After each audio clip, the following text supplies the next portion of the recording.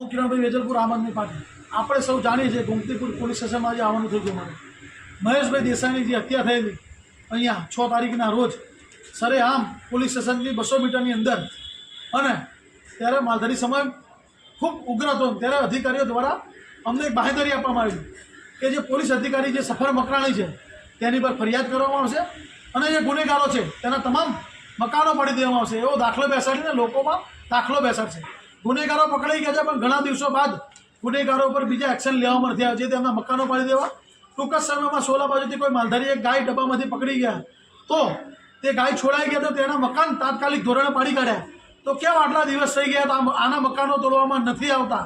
એટલે એએમસી અને ક્યાંક પોલીસ હેમ નજર રાખી રહી હોય એવું માનવામાં આવ્યું છે।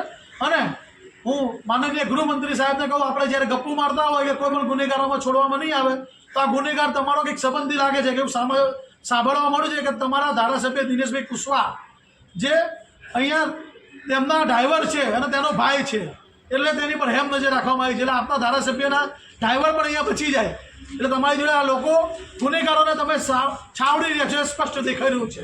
એટલે આ માલધારી સમાજની માગણી છે કે જો આ લોકો પર ગુનેગારોના મકાનો તોડવામાં નહીં આવે તો આવનારા ટૂંક સમયમાં માલધારી સમાજ ઉગ્ર આંદોલન કરશે અને અલગ અલગ રચનાત્મક પ્રોગ્રામ આવશે।